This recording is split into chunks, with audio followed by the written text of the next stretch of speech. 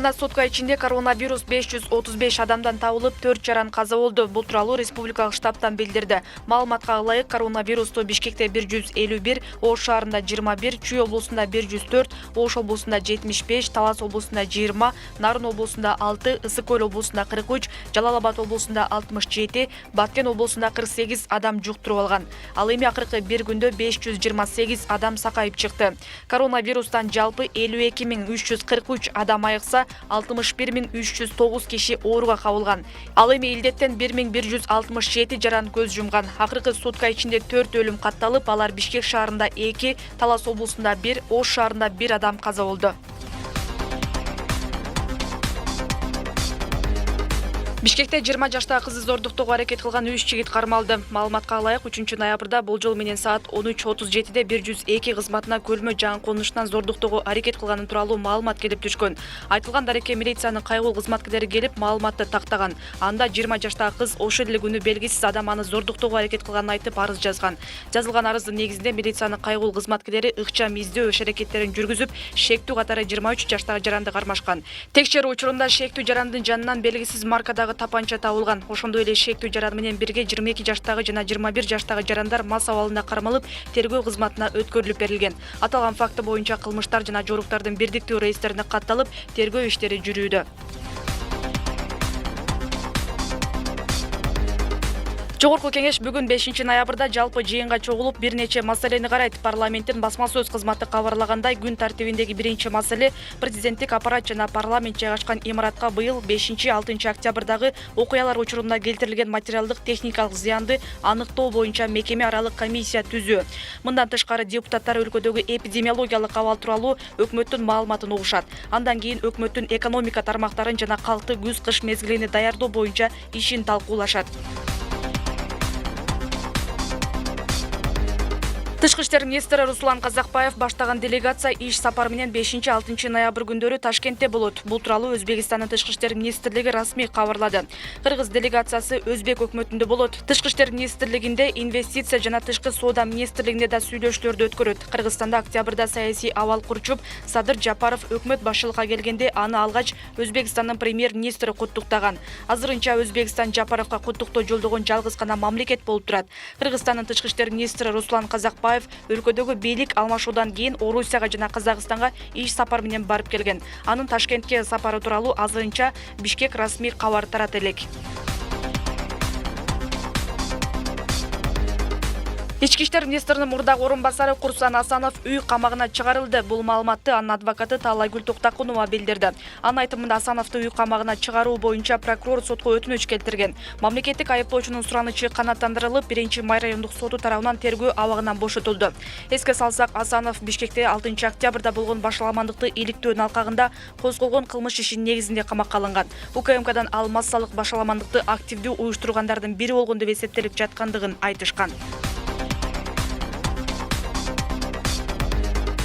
Бишкек шаарынын бийлиги эпидемиологиялык кырдаалга байланыштуу тойканаларды жабууну караштырып жатат. Бул тууралуу мэрдин милдетин аткаруучу Балбак Төлөбаев өзүнүн Facebook баракчасына жазды.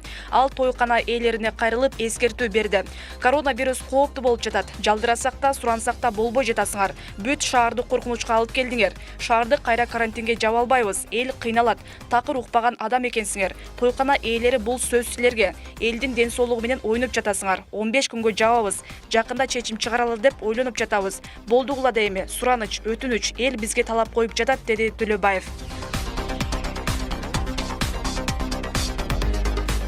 Кыргызстанда мектеп директорлорун ректорлор сыяктуу эле 5 жылга шайлоо механизмин киргизүү боюнча эксперттик топ иштеп жатат. Бул тууралуу билим берүү жана илим министри Алмазбек Бейшеналиев КТРКнын эфиринде билдирди. Мектеп директорлору боюнча бизге көптөгөн суроолор келип жатат. Жашы 70-80ге таяп калган жүздөгөн директорлор бар. Кээ бирлери ондогон жылдардан бери иштеп, өз каалоолору менен креслолорун тапшыргылары келбейт. Себеби бул мамлекеттик кызмат катары эсептелбегендиктен чектөө жок. Коррупциялык схемалар бар, жаңылануу жок. Ошол эле учурда алардын арасында мыкты иштеп жаткандары дагы бар, деди министр. АКШда 3 ноябрда өткөн президенттик шайлоонун натыйжасында жеңишке мурдагы вице-президент Демократтар партиясынын талапкери Джо Байден жакындап келе жатат. Делавар штатында журналисттердин суроолоруна жооп берип жатып, Байден жеңиш тууралуу азырынча так айта албаса да, көпчүлүк штаттар аны колдогону анык болуп турганын билдирди. Өнөктүк гана узак жана оор болбостон жалпы өлкө үчүн оор убакыт болду. Мындай кыйынчылыктар мурда да болуп келген. Баары аяктагандан кийин биз, америкалыктар, шайлоо алдындагы айтылган катуу сөздөрүбүздү артта калтырып, демибизди басып, бири-бирибизди кайра уга баштап, угуп, бири-бирибизди урматтап, улут катары биригишибиз керек деди ал.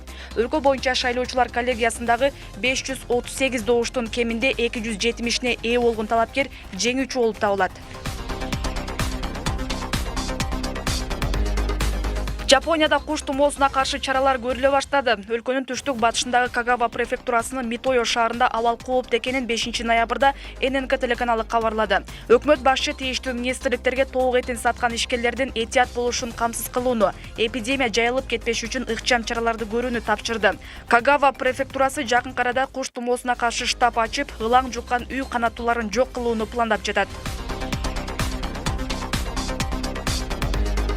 Түндүк Казакстан облусунун административдик борбору Петропавловск шаарында 9 ноябрдан тартып кайрадан блокпосттор коюла баштайт. Бул тууралуу COVID-19 жайылпоо боюнча мекемелер аралык комиссия билдирди.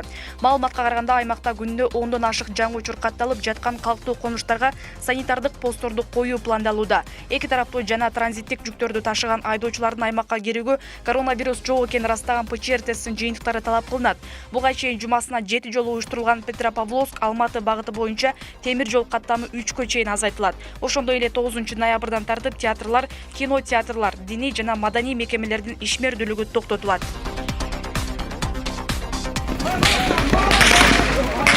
Биздин солдаттар кошту.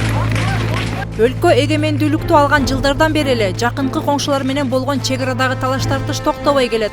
Такталбаган жер тилкелеринин айынан талаш жаралып, ал атышуулар жана адам өлүмү менен коштолгон чоң жаңжалга айланган учурлар да бар. Бул көйгөйдү чечүү үчүн коңшулар менен тең ата сүйлөшүү жүргүзө алган. Саясий эрки бар жана маселе менен жакындан тааныш адам керек экендиги көп айтылып, бирок ишке ашпай келген. Бул ирет өлкөдөгү чек ара маселеси президенттин милдетин аткаруучу Садыр Жапаровдун түштүккө болгон сапарында козголду.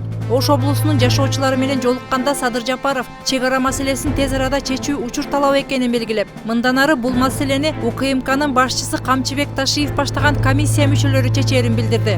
Садыр Жапаров Баткен эли менен болгон жолугушууда да мамлекеттик чек ара кызматын улуттук коопсуздук боюнча мамлекеттик комитеттин карамагына өткөрүүгө белсенип жатканын айткан. Биринчи кезекте чек ара маселесине көңүл бурабыз да. Эки мамлекет менен тең тынч ынтымакта чечип алганга аракет кылабыз. Биз конфликтке барбайбыз.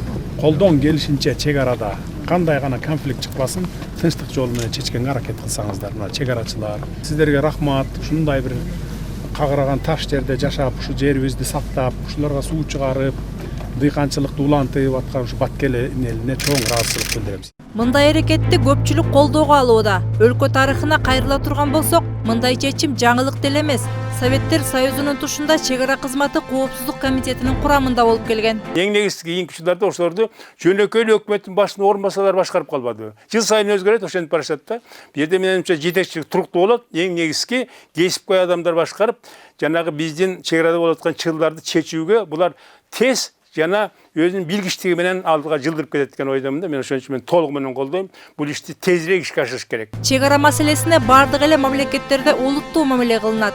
Мындай маселелерди көрөгөчтүк менен чечпесе, чырдын оту оңой эле тутанышы ыктымал. Андыктан кооптондурган чек ара маселесине өлкө башына келген бийлик өкүлдөрү 30 жылдан бери конфликттик кырдаалдан кооптонуп, абайлап мамиле кылып келген. Ошонун айынан өлкө аймагындагы айрым кыргызга кымбат болгон жерлер коңшуларга берилип кеткен учурлар бар. Мындай маселелерге чекит кое турган мезгил келди дешет эксперттер. Чек ара кызматынын кошулушу улуттук коопсуздук кызматына бул жөн жерден эмес. Себеп дегенде Советтер Союзунун убагында дагы, мына азыр көп коңшу өлкөлөрдө дагы, Европада дагы чек ара кызматы ушул атайын кызматтын составына кирген бөлүк болуп эсептелип келген. Бул жерден эгерде чек ара кызматы улуттук коопсуздук кызматына кошулса, мындан чочуш керек. Мындайча айтканда чек араны кароо боюнча, чек аранын мындайча сактоо боюнча көп оперативдик ыкчам жумуштарды аткарса болот. Салам алейкум. Алейкум салам. Элдик толкундоолордон кийин Улуттук коопсуздук мамлекеттик комитетинин жетекчилигине келген Камчыбек Ташиев чек ара маселесине кайдыгер эмес. 2016-жылы Тажикстандын Борух анклавында жол бөгөлүп, коңшу өлкөнүн атуулдары кыргыз малчыларын жайлоого өткөрбөй койгондо кырдаал курчуган. Мындай оор маалда Камчыбек Ташиев жооптуу кызматта болбогонуна карабай, маселе менен жеринен таанышып, көйгөйдү чечүү керек деп бийлик өкүлдөрүнө сунуш берип келген. Мына могул жердеги биздин чек арада турган жашап аткан элдерибизге буларга өтө оор кырдаал түзүлдү. Оор кырдаал түзүлдү. Бул жакта мына Чаткал, Алабука эки чоң районубуз жатат. Мына ушул булар кирип келген жерде могул жерде Аксы районубуз жатат, элибиз, журтубуз жатат. Ошондон оор кырдаал түзүлдү. Муну биз мамлекеттик адамдар, айрыкча бийлик ээлери өтө олуттуу кабыл алышыбыз керек да. Ал эми быйыл парламенттик шайлоо алдындагы программасынын негиз көзөгүн дал ушул чек ара маселеси түзгөн. Чек аранын тегерегинде жашаган элдердин социалдык проблемаларын чечүү бул өкмөттүн, мамлекеттин иши. Муну чечиш керек, иштеш керек, кылыш керек, ошол жерге барыш керек, көрүш керек. Камчыбек Ташиев чек арага жакын жайгашкан аймактардын тургундарынын көйгөйүн жакындан билет. Андыктан ар дайым жолугушууга барганда алардын көңүлүн жубатып, маселе чечилерин айтып үмүт берип келген. Бул ирет анын өзүнө мындай мүмкүнчүлүк берилип отурат. Андыктан элдин үмүтүн актайт деген ишеничтер айтылууда. Мээрим Ташыбекова, Улукбек Абдиев, 7 канал, Бишкек.